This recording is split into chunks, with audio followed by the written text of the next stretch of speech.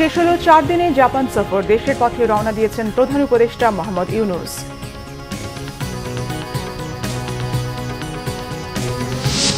ক্ষমতা ধরে রাখতে ভয়ঙ্কর হত্যাযজ্ঞ চালিয়েছে ফ্যাসিস্ট সরকার, রেহাই পায়নি শিশুরাও, বললেন তারেক রহমান।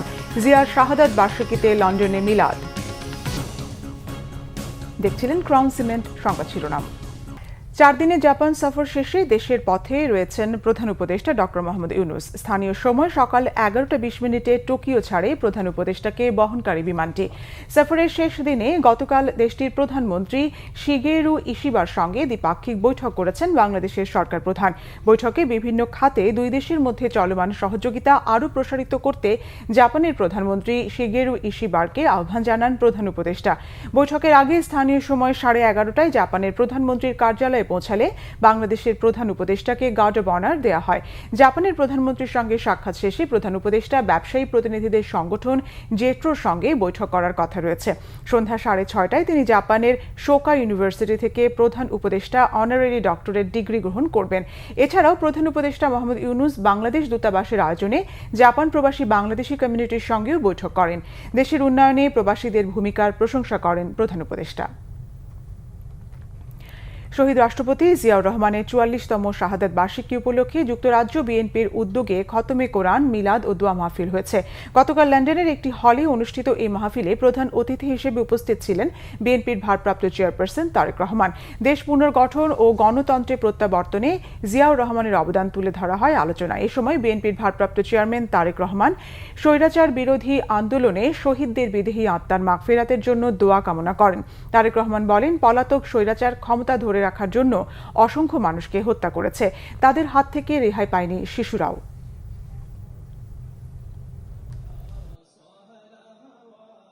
আমরা যদি জুলাই আগস্ট মাসের সেই আন্দোলনের দিনগুলোর কথা মনে করি, তাহলে আমরা দেখতে পাবো কি হারে সেই পলাতক স্বৈরাচার, সেই স্বৈরাচার ক্ষমতাকে ধরে রাখার জন্য কি হারে মানুষকে হত্যা করেছে, কি হারে বহু মানুষের সারা জীবনের দৃষ্টি কেড়ে নিয়েছে, কিভাবে বহু হাজারো মানুষ কিভাবে ক্ষতিগ্রস্ত হয়েছে, শারীরিকভাবে পঙ্গুত্ব বরণ করেছে।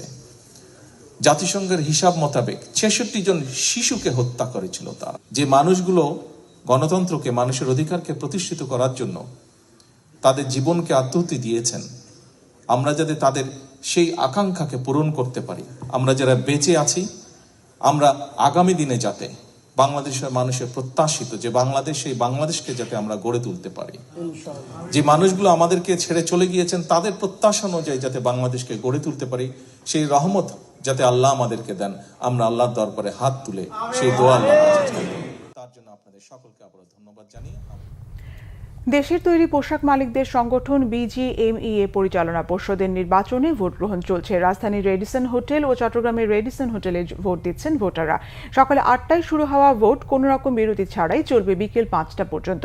এবারে নির্বাচনে প্রতিদ্বন্দ্বিতা করছে 3টি জোট। জোটগুলো হলো ফোরাম, সম্মিলিত পরিষদ ও ঐক্য পরিষদ। এর মধ্যে ফোরাম ও সম্মিলিত পরিষদ 35টি পরিচালকের সবগুলোতেই প্রার্থী দিয়েছে। আর ঐক্য পরিষদ থেকে প্রার্থী হয়েছেন 6 জন, অর্থাৎ 35টি পদের জন্য লড়ছেন 76 জন প্রার্থী। নির্বাচনে মোট ভোটার 1864 জন। এর মধ্যে ঢাকায় ভোটার 1561 জন আর চট্টগ্রামে 303 জন। নির্বাচনে ফোরামের প্যানেল নেতা হলেন মাহমুদ হাসান খান, সম্মিলিত পরিষদের প্রধান মোহাম্মদ আবুল কাশেম। গত বছরের মার্চে বিজিএমইএ নির্বাচন হয়েছিল। ওই নির্বাচনের মাধ্যমে সভাপতি নির্বাচিত হয়েছিলেন SM মান্নান, যিনি ঢাকা মহানগর উত্তর আওয়ামী লীগের সাধারণ সম্পাদক ছিলেন। বৈষম্য ভেঙে এবার সমতার বাজেট চায় উত্তরাঞ্চলের মানুষ। নয়া বাংলাদেশ প্রতিষ্ঠার প্রথম শহীদ আবু সাঈদের এলাকা রংপুর হওয়ায় অন্তর্বর্তী সরকারের কাছে প্রত্যাশাও একটু বেশি। বিশেষজ্ঞরা বলছেন, কৃষি নির্ভর শিল্প গড়ে তোলা হলে এখানকার অর্থনীতি হবে বেশ মজবুত। রংপুর থেকে জুয়েল আহমেদের রিপোর্ট। সারা বছরই কৃষি নিয়ে মাখামাখি থাকে উত্তরের মানুষের। ভরসা আর প্রত্যাশা ফসলের উপর। এ অঞ্চলের মানুষ বৈষম্যহীন সুষম বাজেটের প্রত্যাশা করছে এবার। তারা চায় কৃষি নির্ভর শিল্প গড়ে তুলে স্থানীয় অর্থনীতি সচল করতে। দীর্ঘদিনের অবহেলা ও অঞ্চলভিত্তিক বৈষম্য দূর করে রংপুরকে উন্নয়নের মূলধারায় আনার জোরালো দাবি স্থানীয়দের।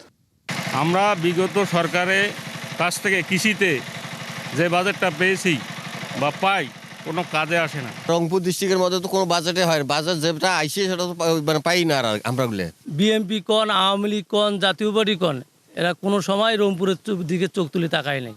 কিন্তু আমাদের রংপুরের দুঃখ, অভাব, অনটন থেকে আমরা যেন মুক্তি পাই।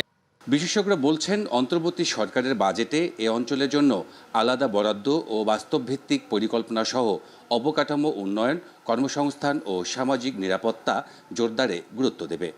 উত্তরাঞ্চল মানুষের কর্মসংস্থান, সেই সাথে কৃষি শিল্প স্থাপন হলো কৃষি পণ্যের ন্যায্য মূল্য প্রাপ্তিতে এটি কৃষকের জন্য সহায়ক হবে। তো বাজেটের প্রতিফলন আমরা দেখতে চাই। উত্তরাঞ্চলের কৃষিকে যদি আমরা আরও বেশি সমৃদ্ধ করতে চাই, উন্নত করতে চাই এবং অর্থনীতিতে যদি তার অবদান রাখতে চাই কৃষির, তাহলে অবশ্যই আমি মনে করি উত্তরাঞ্চলের জন্য বিশেষ করে কৃষি খাতে, শিল্প খাতে স্পেশাল বাজেট দেওয়া উচিত। কৃষি অঞ্চলের 5 জেলায় প্রতি মৌসুমে ধান, ভুট্টা, আম, আলু, সবজি সহ অন্যান্য ফসল উৎপাদন হয় প্রায় 23,000 কোটি টাকা মূল্যের। সুজলা সুফলা আমাদের এই বসুন্ধরা, প্রচলিত এই কথার যথাযথ মিল রয়েছে উত্তরে। আসছে বাজেটে কৃষির জন্য আলাদা বাজেট চায় প্রান্তজনরা। জুয়েল আহমেদ, বাংলাভিশন, রংপুর। ইস্পাত ও অ্যালুমিনিয়ামের আমদানি শুল্ক বাড়িয়ে দ্বিগুণ করার ঘোষণা দিয়েছেন যুক্তরাষ্ট্রের প্রেসিডেন্ট ডোনাল্ড ট্রাম্প। এতে দেশটিতে ধাতব পণ্য দুইটির আমদানি শুল্ক 25 থেকে বেড়ে 50% দাঁড়াবে। এই ঘোষণা আগামী বুধবার থেকে কার্যকর হবে। স্থানীয় সময় শুক্রবার পেনসিলভেনিয়ার পিটসবার্গে এক সমাবেশে ট্রাম্প এই ঘোষণা দিয়ে বলেন, এই শুল্ক আরব জাতীয় সরবরাহ বাড়াতে এবং চীনের উপর নির্ভরতা কমাতে সাহায্য করবে। মার্কিন প্রেসিডেন্ট বলেন, যুক্তরাষ্ট্রের ইউএস ইস্পাত ও জাপানের নিপ্পন স্টিলের মধ্যে একটি অংশীদারিত্বের মাধ্যমে পিটসবার্গ অঞ্চলের ইস্পাত উৎপাদনে $14 বিলিয়ন বিনিয়োগ করা হবে। তবে এই অংশীদারিত্বের বিষয়ে বিস্তারিত কিছু বলেননি ডোনাল্ড ট্রাম্প। জানুয়ারিতে দায়িত্ব নেয়ার পর থেকে শুল্ক আরোপের ঘটনায় তুমুল আলোচনা সমালোচনার জন্ম দিয়ে যাচ্ছেন ট্রাম্প। এরই ধারাবাহিকতায় এবার ইস্পাত ও অ্যালুমিনিয়ামের ওপর আমদানি শুল্ক দ্বিগুণ করার ঘোষণা দিলেন মার্কিন প্রেসিডেন্ট। এই ছিল এখনকার মতো। পরের সংবাদ দুপুর 2টায়, এর আগে 1টায় রয়েছে নিউজ টপ 10 দেখার আমন্ত্রণ রইল। এছাড়া বাংলাভিশন সংবাদ ও সংবাদ সংশ্লিষ্ট অনুষ্ঠান দেখতে ভিজিট করুন www.bvnews24.com ও facebook.com/banglavisionnews এবং সাবস্ক্রাইব করুন youtube.com/banglavisionnews। ধন্যবাদ।